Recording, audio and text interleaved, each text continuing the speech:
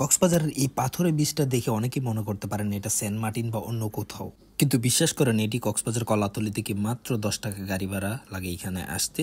এই জায়গাটি নিয়ে আমার পূর্ববর্তী আরো একটি ভিডিও রয়েছে যেটা অনেক বেশি ভাইরাল হয়ে গেছে এবং আপনারা অনেকে জানতে চাইছেন এটার লোকেশন কোথায় এবং কিভাবে আসবেন। সো ওই জিনিসটাই মূলত ক্লিয়ার করার জন্য আজকে পূর্ণাঙ্গ ভিডিওটি আপনাদের সামনে নিয়ে আসা। আর প্রথমে এখানে আপনাদেরকে একটি সতর্কবার্তা আমি জানিয়ে দিই, 2-4-5 জন ছাড়া অর্থাৎ গ্রুপ ছাড়া আপনারা এখানেও কেউ আসবেন না, সিঙ্গেল কেউ আসার চেষ্টা করবেন না, কারণ কিছুদিন পূর্বেও কিন্তু এখানে বিভিন্ন ধরনের অকারেন্স হয়েছে। তো ট্রাই করবেন সবাই মিলে আসার জন্য, যদি 2-4-5 জন সঙ্গে থাকে এরকম, কারণ একা কাউকে আসতে আমি উৎসাহিত করতেছি না এখানে।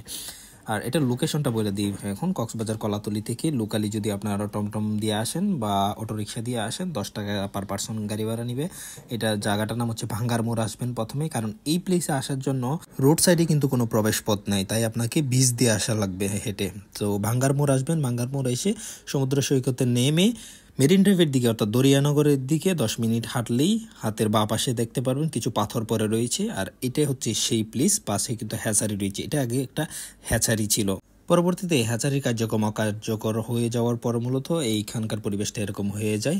আর এখানে যে পাথরগুলো দেওয়া হয়েছে এগুলো মূলত হচ্ছে পানির ভাঙন থেকে হ্যাচারিকে রোধ করার জন্য দেওয়া হয়েছিল। আর এখন বর্তমানে প্লেসটা এরকম সুন্দর লাগে। তার এই সাইডে মূলত মানুষজন আসে না, কারণ প্লেসটা অনেকেই চিনে না। সো আপনারা যারা আসবেন, আমি যেটা প্রথমে আগেই বলেছি, অবশ্যই নিজেদের সিকিউরিটি মেনটেন করে তারপরে আসার চেষ্টা করবেন। হ্যাঁ, তবে একটা স্বস্তির কথা হচ্ছে আমি যতবারই গিয়েছি আসলে ততবারই আমার কাছে ভালো লেগেছে প্লেসটা। আর আমি সামনে আসলে এই ধরনের কোনো অকারেন্স দেখি নাই।